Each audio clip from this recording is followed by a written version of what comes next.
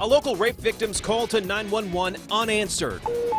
In a 9 investigation, we're exposing a major emergency dispatch breakdown. I was very discouraged and very aggravated when I seen this. Why police were not sent to check on a woman who says she was beaten, sexually assaulted, and held against her will for hours. Maybe the assault wouldn't have happened.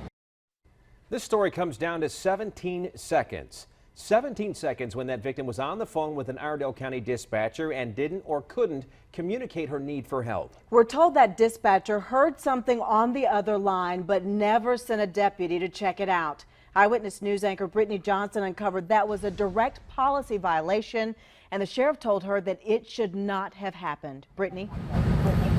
Well, this transcript shows the victim's second 911 call where she told officers she'd been assaulted, and she showed them where she'd called 911 just hours before. Now, the first time she was silent and no officers were sent, but we learned they should have been.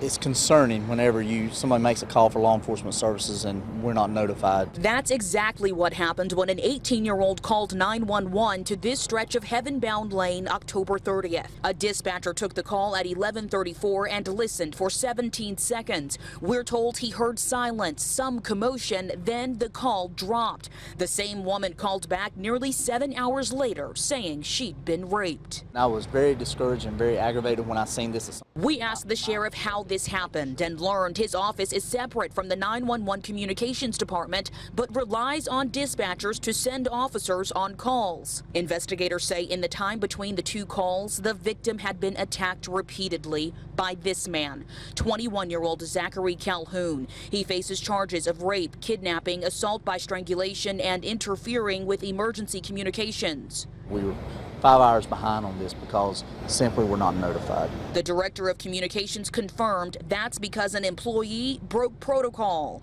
We checked the department's policy and found all 911 hangups should be dispatched. The call taker should call back and send officers. In this case, the dispatcher called back twice, but failed to use the GPS coordinates to send help.